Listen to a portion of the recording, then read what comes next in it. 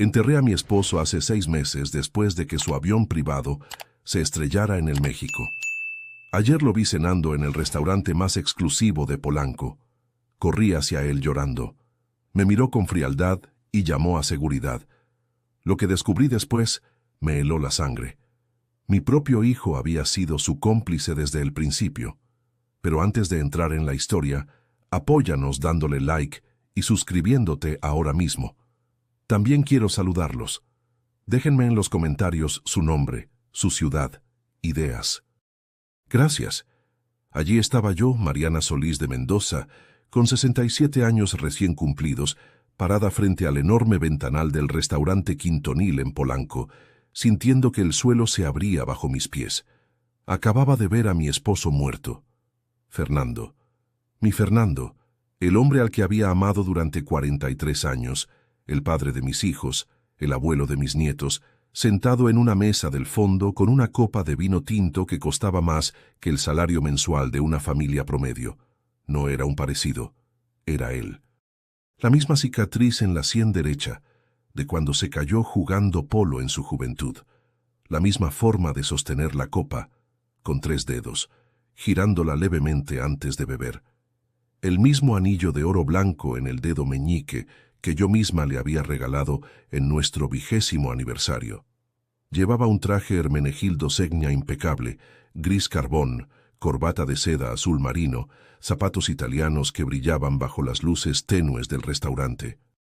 A su lado, una mujer de unos 40 y tantos años, elegante, con un vestido negro de diseñador, reía de algo que él acababa de decir. 6 meses.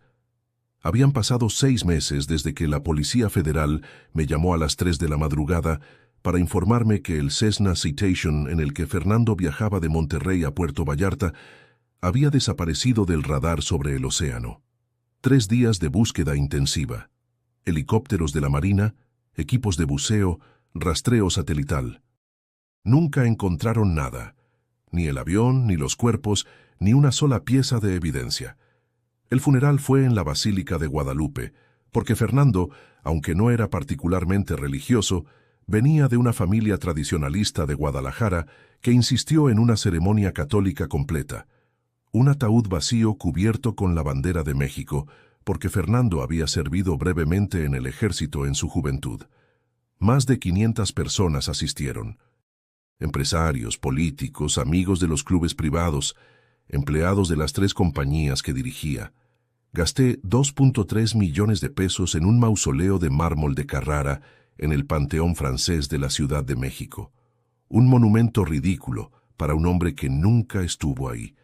Una tumba vacía que visité cada domingo durante 6 meses, llevando flores frescas, llorando hasta que no me quedaban más lágrimas, hablándole a la nada. Y ahí estaba él, vivo, cenando langosta y bebiendo un Chateau Margaux que probablemente costaba 15,000 pesos la botella. Mis piernas se movieron solas. Crucé el restaurante como en un sueño, esquivando mesas, meseros, clientes sorprendidos. Mi corazón latía tan fuerte que apenas podía respirar. «Fernando», dije cuando llegué a su mesa. Mi voz sonó extraña, quebrada. «Fernando, Dios mío, estás vivo». Él levantó la vista lentamente. Sus ojos me recorrieron de arriba abajo con una expresión que nunca había visto antes. Frialdad absoluta, casi fastidio. Como si fuera una desconocida molesta interrumpiendo su cena. «Lo siento, señora», dijo con esa misma voz grave que había escuchado durante más de 4 décadas. «Creo que me confunde con alguien. No, Fernando, soy yo. Soy Mariana, tu esposa». Extendí la mano para tocarlo, pero él se echó hacia atrás. La mujer a su lado me miraba con una mezcla de confusión y alarma. «Ricardo, ¿conoces a esta señora?» «Ricardo». «No», respondió él con una calma escalofriante. «Nunca la he visto en mi vida». Hizo una seña a un mesero. «Disculpe, esta señora está molestando a mi invitada». «Fernando, por favor, soy yo. Somos nosotros. 43 años». Saqué mi celular con manos temblorosas. Busqué una foto nuestra, la última que nos tomamos juntos en Acapulco, 2 semanas antes del accidente. Se la mostré acercándosela demasiado. «Mira, Somos nosotros. Él ni siquiera miró la pantalla. En cambio, se levantó y 2 guardias de seguridad del restaurante aparecieron a mi lado. Señora, dijo uno de ellos tomándome suavemente del brazo, tenemos que pedirle que se retire. Pero es mi esposo, está muerto. Murió hace 6 meses. O eso creía yo, pero está aquí. Es él. Mi voz se alzaba histérica. Mi nombre es Ricardo Molina, dijo Fernando con esa voz fría, implacable. Soy empresario de Querétaro. Nunca he visto a esta mujer antes, y ciertamente no soy su esposo muerto. Creo que necesita ayuda profesional. Los guardias me llevaron hacia la salida mientras yo gritaba, luchaba, intentaba zafarme. La gente nos miraba. Algunos grababan con sus teléfonos. El gerente del restaurante apareció ofreciéndome agua, preguntando si necesitaba que llamara a alguien. Me dejaron en la acera de Avenida Presidente Masaryk, temblando, llorando, sintiendo que me volvía loca. ¿Había imaginado todo? ¿Era realmente Fernando o alguien con un parecido imposible? Pero yo conocía cada centímetro de ese hombre. La cicatriz, el anillo, la forma de sostener la copa, la pequeña mancha de nacimiento en su cuello que solo yo conocía, porque solo yo había estado tan cerca. No estaba loca, era él, y acababa de fingir no conocerme. Me subí a mi Mercedes, el que Fernando me había comprado 3 años antes, y conduje a casa en estado de shock. La casa en Bosques de las Lomas, esa mansión de 3 pisos con alberca infinita y jardín que parecía un parque, donde ahora vivía completamente sola, después de que nuestros 3 hijos formaran sus propias familias. Me senté en el estudio de Fernando, rodeada de sus cosas, sus libros, sus trofeos de golf, su escritorio de caoba brasileña. Y entonces una pregunta atravesó mi mente como un cuchillo helado. Si Fernando está vivo, ¿qué demonios pasó en ese avión? Amigos, cada historia que les cuento sale todos los días, pero YouTube solo se las mostrará si tocan el botón rojo de suscribirse. Toquen suscribirse, activen la campanita y nunca se perderán una historia. Gracias.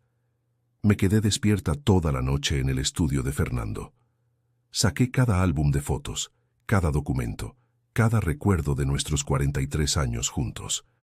Fernando Mendoza Villarreal, hijo de una familia de empresarios de Guadalajara, heredero de un imperio de maquiladoras textiles que él mismo había expandido hasta convertirlo en 3 compañías valoradas en más de 200 millones de pesos. Nos conocimos en 1980. Yo tenía 24 años y trabajaba como diseñadora de modas en una pequeña boutique del centro de la Ciudad de México. Él tenía 27 y acababa de regresar de estudiar un MBA en el ITAM. Me vio en una fiesta en Coyoacán. Se acercó con esa confianza que solo tienen los hombres que han crecido con dinero y me dijo que algún día me iba a casar con él. No le creí. Pero 6 meses después estábamos casados en la iglesia de San Ángel, con una recepción para 300 invitados en el Hacienda de los Morales. Yo llevaba un vestido de Oscar de la Renta que costó más que todos los vestidos que había diseñado en mi vida combinados. Los primeros años fueron felices, o al menos eso pensaba yo. Tuvimos 3 hijos. Diego, el mayor, nacido en 1982, ahora con 44 años y director ejecutivo de las empresas de su padre. Después llegaron Sofía y Patricio, gemelos, nacidos en 1985. Sofía vivía en Los Cabos con su familia, Patricio en San Miguel de Allende. Fernando viajaba constantemente. Monterrey, Guadalajara, Querétaro, Puebla, donde estaban las fábricas. Viajes internacionales a China, Vietnam, Bangladesh, donde negociaba con proveedores. Ausencias de 4, 5 días seguidos, a veces 2 o 3 veces al mes. Nunca sospeché nada. ¿Por qué lo haría? Siempre volvía con regalos, perfumes franceses, bolsos italianos, joyería. Me decía que me extrañaba, que los negocios lo agotaban pero que todo era por nuestra familia. Ahora, sentada en ese estudio a las 4 de la mañana, cada viaje parecía sospechoso. Cada ausencia, una mentira. Cada regalo, un soborno para callar mi intuición. A las 6 de la mañana llamé a Diego. Contestó con la voz pastosa de sueño. Mamá, son las 6. ¿Pasó algo? Necesito que vengas a la casa. Ahora. Ahora tengo una junta a las 9. Diego. Mi voz salió firme, cargada de una autoridad que mi hijo rara vez escuchaba de mí. Tu padre está vivo. Lo vi anoche. Ven ahora. Silencio al otro lado. Un silencio demasiado largo. Mamá, ¿has tomado tus medicamentos? Sabes que el duelo te está afectando. El psiquiatra dijo, vi a tu padre cenando en Quintonil, vivo, con otra mujer, llamándose Ricardo Molina. Otro silencio, este aún más pesado. Quédate ahí, voy para allá. Llegó 45 minutos después. Entró con su traje de ejecutivo, el pelo perfectamente peinado hacia atrás, esos lentes de diseñador que le daban un aire de autoridad. Se parecía tanto a su padre que me dolió mirarlo. Le mostré todo. Las fotos que había logrado tomar con mi celular desde la acera, cuando finalmente me calmé lo suficiente para pensar con claridad. Fotos borrosas de Fernando saliendo del restaurante, subiendo a un BMW Serie 7 negro con placas de Querétaro. Diego las miró en silencio, haciendo zoom, estudiando cada detalle. Su expresión empezó a cambiar, de preocupación por mi salud mental a algo diferente, algo que no supe identificar, pero que me hizo sentir un escalofrío. Mamá, dijo finalmente devolviéndome el celular. Sí se parece mucho a papá, pero hay gente que se parece. He visto casos. Diego no es un parecido, es él. La cicatriz en la sien, el anillo que le regalé, la forma de sostener la copa, hasta la forma de sonreír torcido hacia el lado izquierdo. Se pasó una mano por la cara, cansado. Mamá, enterramos a papá. Bueno, no enterramos un cuerpo, pero hubo un accidente. La Policía Federal confirmó que el avión cayó. Los investigadores... ¿Viste el avión? ¿Viste restos? ¿Viste un solo pedazo de evidencia física? Diego desvió la mirada. Nadie vio nada, continué. Porque no había nada que ver. El avión desapareció en el océano sin dejar rastro, ni siquiera una mancha de aceite. ¿No te pareció sospechoso? Las corrientes del Pacífico son fuertes. Los investigadores dijeron que los restos podrían haber sido arrastrados kilómetros mar adentro. Me levanté, caminé hacia él. Llévame a donde vive. Ese BMW tenía placas de Querétaro. Podemos rastrearlo. Mamá, esto es una locura. No puedes simplemente invadir la vida de un extraño porque se parece a papá. ¿Así que crees que es un extraño? Dudó demasiado tiempo antes de responder, y en esa duda lo supe. Lo supe con cada fibra de mi ser. Diego, dije con una calma que no sentía. ¿Qué me estás ocultando? Nada, mamá. Solo estoy preocupado por ti. Has estado frágil. El duelo ha sido difícil. Diego Antonio Mendoza Solís. Usé su nombre completo, como cuando era niño y se metía en problemas. ¿Está vivo tu padre? Sus ojos se llenaron de lágrimas, pero no respondió. Y en ese silencio terrible, mientras el sol de la mañana entraba por los ventanales del estudio, entendí que mi propio hijo sabía la verdad, que quizás siempre lo había sabido. ¿Desde cuándo? Susurré. Diego cerró los ojos. Las lágrimas corrían por su rostro. Mamá, yo... ¿Desde cuándo? Desde el principio, dijo finalmente, y su voz salió rota. Desde antes del accidente. Yo ayudé a organizarlo. El mundo se detuvo. Mi hijo acababa de confesarme que había ayudado a su padre a fingir su propia muerte, que los 6 meses de luto, las lágrimas, el mausoleo de 2.3 millones de pesos, todo había sido una farsa, y él lo sabía. Me senté lentamente en el sillón de cuero, sintiendo que las piernas no me sostenían. Cuéntamelo todo, dije con una voz que no reconocí como mía. Cada detalle, ahora. Diego se derrumbó en la silla frente a mí, cubriéndose la cara con las manos. Hace 2 años papá vino a verme. Dijo que tenía otra vida, otra familia que había mantenido en secreto durante más de 20 años. Una mujer en Querétaro, hijos con ella, una empresa paralela. Lo confronté. Le dije que tenía que contarte la verdad, que no podía seguir mintiéndote. Me reí, una risa sin humor, amarga. ¡Qué hijo tan noble! Él dijo que si pedía el divorcio, tú te llevarías la mitad de todo. Las empresas, las propiedades, los ahorros. Habló con abogados. Bajo el régimen de gananciales mexicano, después de 43 años de matrimonio, tenías derecho a la mitad de un patrimonio valuado en más de 200 millones de pesos. 100 millones de pesos.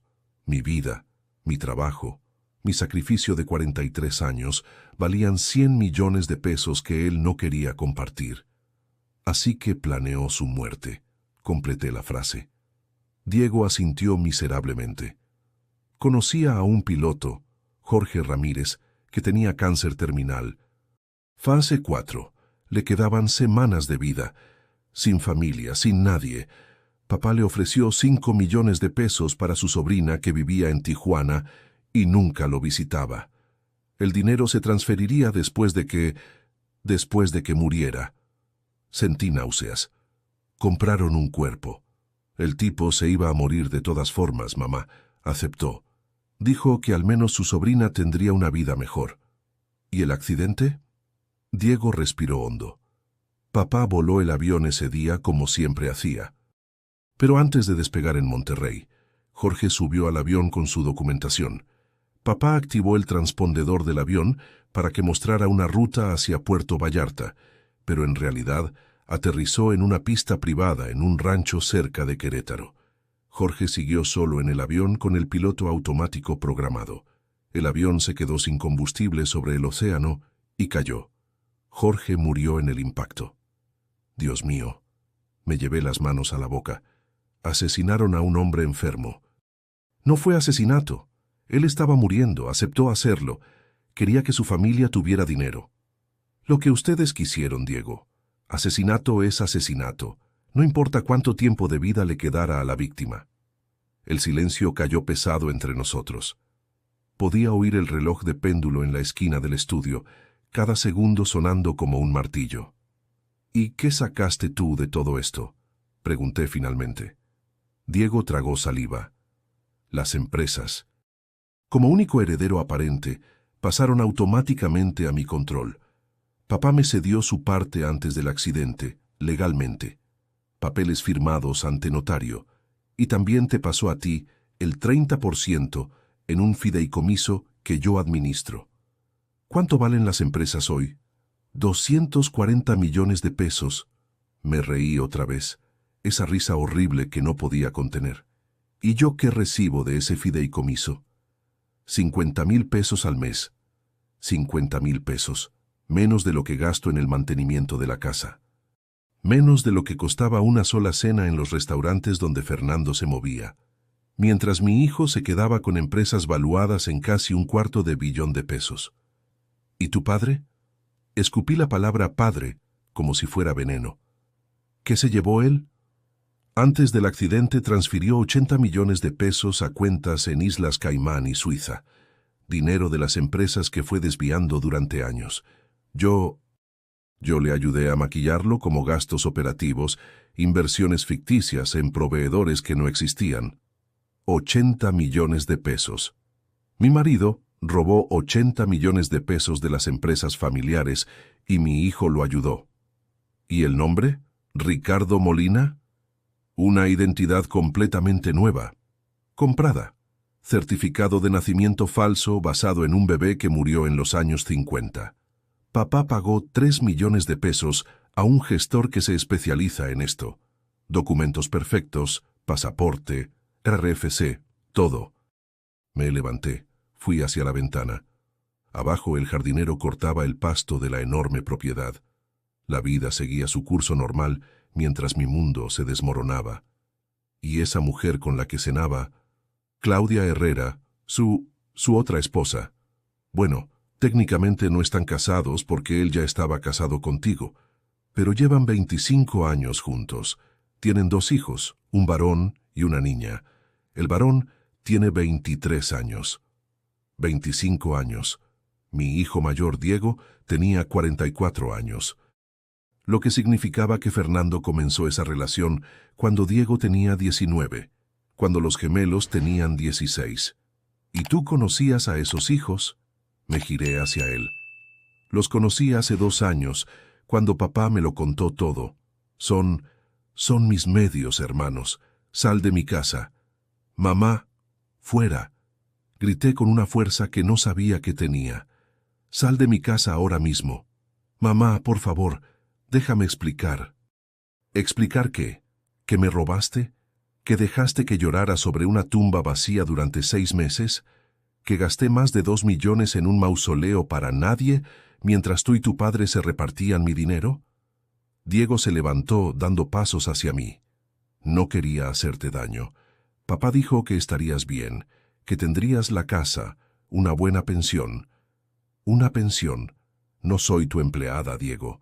Soy tu madre, y era la esposa de tu padre. Todo lo que él construyó, lo construimos juntos. Mientras él dirigía las empresas, yo crié 3 hijos, manejé esta casa. Fui la esposa perfecta en cada cena de negocios, en cada evento social. Sacrifiqué mi carrera como diseñadora para ser la señora Mendoza. Lo sé, mamá. Y por eso te dejamos la casa. Por eso tenías el fideicomiso. Me dejaron. Repetí la palabra con desprecio. Como si fuera un favor. Como si fuera caridad. Diego trató de acercarse, pero levanté la mano deteniéndolo. Vete, y no vuelvas. No quiero verte. No quiero saber de ti. Mamá, soy tu hijo. Mi hijo murió con mi marido en ese avión. Lo que queda aquí es un ladrón que se parece a él. Se fue llorando, pero no sentí pena. Solo sentí una fría determinación creciendo en mi pecho, porque ahora sabía la verdad, y ahora iba a hacer que pagaran. Los dos. Si quieren saber cómo termina esta historia y conocer muchas más, denle al botón rojo de suscribirse. Es gratis y me ayuda muchísimo. Durante los siguientes 3 días no respondí ninguna llamada de Diego. Llamó 67 veces. Envió 94 mensajes. Se presentó en la puerta 2 veces, tocando el timbre insistentemente hasta que amenacé con llamar a la policía. No quería verlo porque necesitaba pensar con claridad. Y para pensar con claridad, necesitaba información. Busqué en Internet y encontré lo que necesitaba. Investigaciones Privadas Gutiérrez, una agencia con oficinas en Polanco, especializada en fraude corporativo y casos familiares complejos. La oficina estaba en el piso 12 de un edificio corporativo en Campos Elíseos. Entré y me recibió un hombre de unos 55 años, cabello canoso, traje impecable. Alberto Gutiérrez, el dueño. Le conté todo. No omití nada. El accidente, el funeral, verlo vivo en el restaurante, la confesión de Diego. Alberto escuchó tomando notas en una tableta. Señora Mendoza, dijo cuando terminé, esto es fraude a gran escala. Estamos hablando de falsificación de documentos, fraude al seguro si es que cobraron algo, evasión fiscal y posiblemente homicidio si ese piloto fue coaccionado. ¿Puede probarlo? Puedo probar todo, pero costará. ¿Cuánto? Para un caso de esta magnitud, 500,000 pesos. Mitad ahora, mitad cuando entregue el informe completo con pruebas documentales. Saqué mi chequera. La cuenta todavía estaba a mi nombre. Firmé un cheque por 250,000 pesos. Quiero saber todo sobre Ricardo Molina, dije. ¿Dónde vive? ¿Con quién? ¿Cuánto dinero tiene? ¿En qué trabaja? Quiero registros bancarios si puede conseguirlos. Quiero pruebas de que es Fernando Mendoza. Alberto tomó el cheque. Lo tendré en 2 semanas. Pero señora, necesito advertirle algo. Si esto va a juicio, su hijo también irá a la cárcel. Está implicado hasta el cuello. Lo sé, respondí con una frialdad que me sorprendió. Y no me importa. Las 2 semanas siguientes fueron las más largas de mi vida. No salí de la casa excepto para ir al súper. Desconecté el teléfono fijo. Bloqueé a Diego en mi celular. Sofía llamó desde Los Cabos preguntando qué pasaba, por qué Diego estaba tan alterado. Le dije que era un asunto entre él y yo, que lo sabría todo pronto.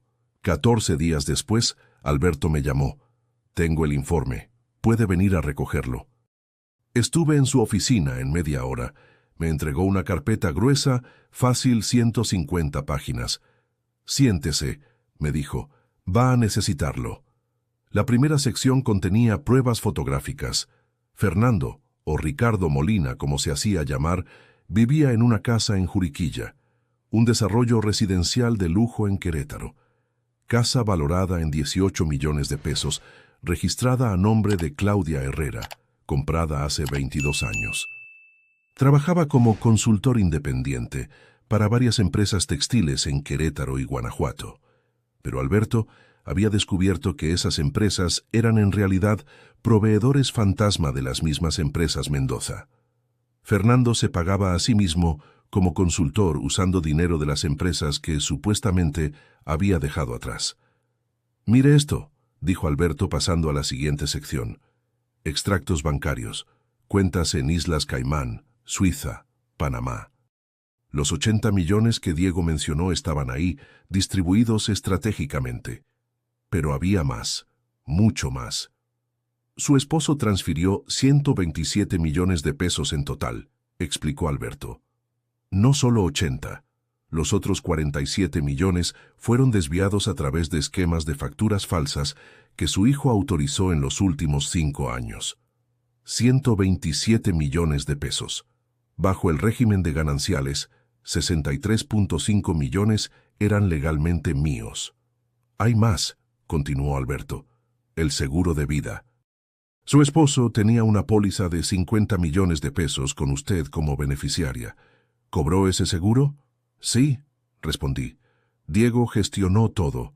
Dijo que lo depositó en mi fideicomiso. Alberto negó con la cabeza. Esos 50 millones nunca llegaron a su fideicomiso. Fueron transferidos a una cuenta offshore controlada por Diego 2 días después de que la aseguradora pagó. Mi propio hijo robó el seguro de vida de su padre, 50 millones de pesos que eran legalmente míos. Esto es fraude al seguro, dijo Alberto. Un delito federal grave. Esto solo puede darle entre 10 y 15 años de prisión. ¿Y Fernando? Su esposo enfrenta cargos por falsificación de identidad, fraude fiscal, evasión y posiblemente homicidio culposo por la muerte del piloto si la fiscalía decide que hubo coacción. Estamos hablando de 20 años de cárcel, quizás más. 20 años. Fernando tendría casi 90 cuando saliera, si es que salía vivo. ¿Qué necesito hacer?, pregunté. Alberto me entregó una tarjeta. Esta es Fernanda Ramírez, la mejor abogada especialista en derecho familiar y fraude de la Ciudad de México. Le he enviado todo el expediente. Ella la está esperando mañana a las 10 a.m. Esa noche no dormí. Releí cada página del informe. Estudié cada extracto bancario, cada fotografía, cada pedazo de evidencia. Y mientras leía, la mujer que había sido Mariana Solís, la esposa devota, la madre sacrificada, esa mujer desapareció. En su lugar quedó alguien nuevo. Alguien más fuerte. Alguien que no tendría piedad. A las 9:45 a.m. del día siguiente, estaba en las oficinas de Ramírez y Asociados, piso 22 de la Torre BBVA, en Paseo de la Reforma. Fernanda Ramírez me recibió personalmente. Una mujer de unos 45 años, pelo corto, traje sastre negro, mirada inteligente y directa. «Señora Mendoza», me extendió la mano. «Alberto me ha puesto al día. Tenemos un caso muy sólido». Nos sentamos. Ella abrió una carpeta idéntica a la que me había dado Alberto. «Voy a ser directa con usted», dijo. Su esposo y su hijo cometieron múltiples delitos federales: fraude, falsificación, evasión fiscal. Podemos procesarlos penalmente, lo que significa cárcel, y podemos demandarnos civilmente, lo que significa recuperar cada peso que le robaron más daños y perjuicios. ¿Cuánto podría recuperar? Fernanda sacó una calculadora. Los 127 millones que transfirieron, la mitad son suyos bajo gananciales, 63.5 millones. Los 50 millones del seguro de vida, completamente suyos. Las empresas valuadas en 240 millones. Usted tiene derecho al 50% del patrimonio que se construyó durante el matrimonio, 120 millones. Más daños y perjuicios por el sufrimiento psicológico, que podríamos estimar en 20 millones. Hizo la suma.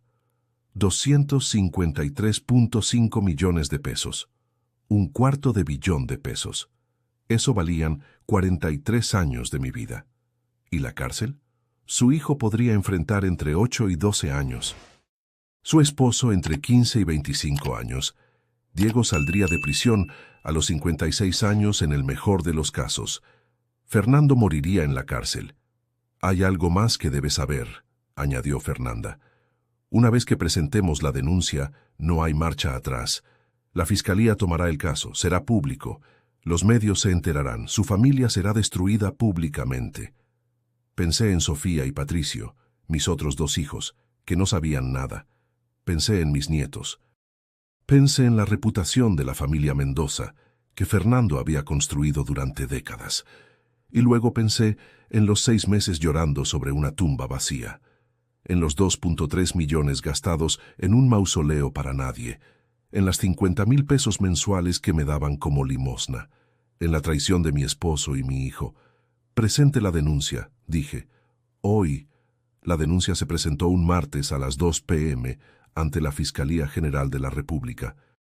Fernanda tenía contactos en la unidad especializada en investigación de delitos fiscales y financieros.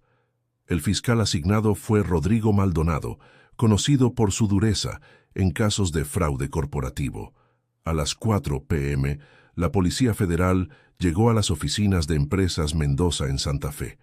Arrestaron a Diego frente a sus empleados, a sus socios, a los clientes que estaban en una reunión. Lo esposaron, le leyeron sus derechos, lo metieron en una patrulla. Me enteré porque Sofía me llamó histérica. «Mamá, ¿qué hiciste? Arrestaron a Diego. Dicen que por fraude, que tú pusiste la denuncia. ¿Es verdad?» «Es verdad», respondí con una calma que no sentía. «Es tu hijo. ¿Cómo puedes hacerle esto? Pregúntale a él qué me hizo a mí primero». Colgué. Bloqueé también su número. No estaba lista para explicaciones. Diego fue puesto en prisión preventiva en el reclusorio norte, sin derecho a fianza por el monto del fraude y el riesgo de fuga. Fernanda me dijo que Patricia, su esposa, había contratado al mejor abogado penalista de México, pero que las pruebas eran abrumadoras. 2 días después, llegó la hora de Fernando. La Policía Federal, coordinada con Interpol, ejecutó una orden de captura internacional. Lo arrestaron en su casa de Juriquilla a las 6 a.m. Claudia Herrera estaba con él. Según el reporte policial, ella no sabía nada. Para ella, Ricardo Molina era un empresario exitoso, un viudo que había conocido 25 años atrás, el padre de sus hijos. Cuando la policía reveló su verdadera identidad, Claudia se desmayó. Fernando fue trasladado a la Ciudad de México y puesto en el mismo reclusorio que Diego, pero en áreas separadas. La Fiscalía congeló todas sus cuentas, tanto las locales como las internacionales. Los 127 millones de pesos quedaron bloqueados, pendientes de la resolución del caso. Los medios explotaron. Empresario fingió su muerte para robar millones a su familia. Hijo cómplice en fraude millonario contra su madre. Los noticieros cubrieron la historia durante días. Periodistas se apostaron frente a mi casa, frente al reclusorio, frente a las oficinas de las empresas. Sofía y Patricio finalmente vinieron a verme. Fue un domingo por la tarde. Entraron con caras de shock, de incomprensión. «Mamá», dijo Patricio, «necesitamos entender qué pasó». Les conté todo. Desde el principio. El restaurante, la confesión de Diego, la investigación privada, las pruebas. No omití nada. Cuando terminé, Sofía estaba llorando. Todo este tiempo, papá estaba vivo, y Diego lo sabía, y nos mintieron a todos. «¿Por qué no nos dijiste antes de denunciarlos?», preguntó Patricio. «Podríamos haber hablado, buscado una solución familiar». «¿Una solución?», repetí. «¿Cómo qué? ¿Dejar que siguieran robándome? ¿Fingir que no pasó nada?» «Son familia», dijo Sofía. «Diego es tu hijo. Mis hijos van a crecer sabiendo que su abuelo está en la cárcel. Tu padre fingió su muerte y me robó más de 100 millones de pesos. Tu hermano fue su cómplice y robó otros 50 millones. ¿Y yo debería quedarse callada por la familia?» Patricio se pasó las manos por el pelo, frustrado. Entiendo tu enojo, mamá, pero esto nos afecta a todos. Las empresas están en caos, los empleados tienen miedo, los proveedores están cortando crédito. Todo el imperio que papá construyó se está derrumbando. Que se derrumbe, respondí con una frialdad que los hizo retroceder. Ese imperio se construyó con mentiras y con mi dinero robado. ¿Y ahora qué?, preguntó Sofía. ¿Los vas a dejar pudrirse en la cárcel? Sí. Se miraron entre ellos. Patricio fue el primero en hablar. Entonces nosotros también estamos eligiendo un lado, mamá, y elegimos a nuestro hermano. Adelante, dije levantándome. Elijan al ladrón. Pero cuando necesiten algo de mí, cuando necesiten el dinero que recuperé, cuando necesiten apoyo, recuerden que eligieron mal. Se fueron sin despedirse. Esa noche me senté sola en el estudio de Fernando. Había perdido a mi esposo, a mi hijo mayor, y ahora aparentemente también a mis otros 2 hijos. Estaba completamente sola, pero por primera vez en 6 meses, en 43 años quizás, me sentí libre. 3 meses después, el juicio comenzó. Fernanda presentó todas las pruebas, los extractos bancarios, las facturas falsas, los documentos de la identidad falsa de Ricardo Molina, el testimonio del gestor que vendió esa identidad, registros de las aseguradoras, todo. Diego aceptó un acuerdo con la fiscalía. A cambio de testificar contra Fernando y devolver los 50 millones del seguro más intereses, su sentencia se reduciría de 12 años a 5 años. Con buena conducta, saldría en 3. Fernando rechazó cualquier acuerdo. Insistía en su inocencia, alegaba que Ricardo Molina era su verdadera identidad, que todo era un complot, pero las pruebas eran abrumadoras. El juez lo declaró culpable de todos los cargos: fraude agravado, falsificación de identidad, evasión fiscal, fraude al seguro y homicidio culposo por la muerte del piloto Jorge Ramírez, a quien el juez determinó que había sido coaccionado con promesas falsas a una sobrina que nunca recibió el dinero prometido. La sentencia: 22 años de prisión. Fernando tendría 92 años cuando saliera. No saldría vivo. En cuanto al dinero, el juez ordenó la devolución inmediata de todo: los 127 millones de las cuentas offshore, los 50 millones del seguro, y estableció que yo tenía derecho al 50% de las empresas Mendoza bajo el régimen de gananciales. Recuperé 253 millones de pesos. Más intereses y daños, fueron 287 millones en total. 300 millones de pesos. Ese era el precio de 43 años de mentiras. Un año después del juicio, estaba sentada en la terraza de un yate en el Mediterráneo, con una copa de champán Dom Perignon en la mano, viendo el atardecer sobre Santorini. No estaba sola. Carmen y Beatriz, mis amigas de toda la vida, estaban conmigo. Habíamos rentado un yate privado para un recorrido de 3 semanas por Grecia, Italia y la Costa Azul. Todos los lugares a los que Fernando me había prometido llevarme, y nunca cumplió. Las empresas Mendoza las vendí.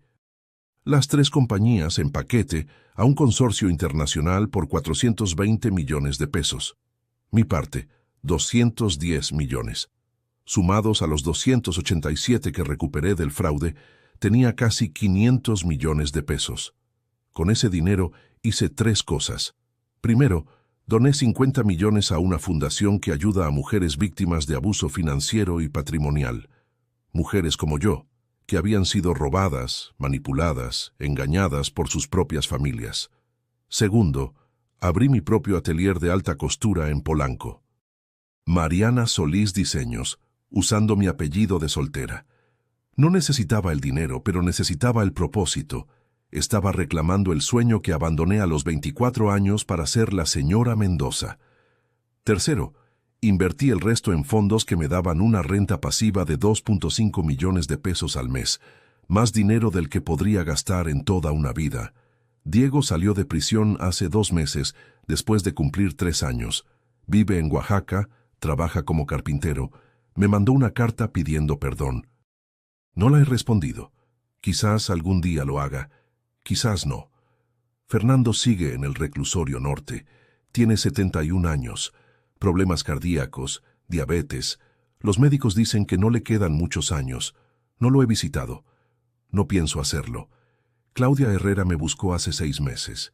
Quería hablar. Necesitaba entender. Nos sentamos en un café en la Roma. Lloró. Me contó que sus 25 años con Ricardo fueron una mentira, que sus hijos están destrozados, que ella también perdió todo. No sentí odio hacia ella. Ella también fue víctima. Le ofrecí ayuda para sus hijos, para su educación. Rechazó con orgullo. Pero cuando nos despedimos, nos abrazamos. 2 mujeres destruidas por el mismo mentiroso. Sofía y Patricio finalmente entendieron. Después de que Diego salió y les contó toda la verdad sin filtros, vinieron a pedirme perdón. Les dije que no había nada que perdonar, que solo habían defendido a su hermano por ignorancia. Ahora nos vemos una vez al mes. Las heridas sanan lentamente.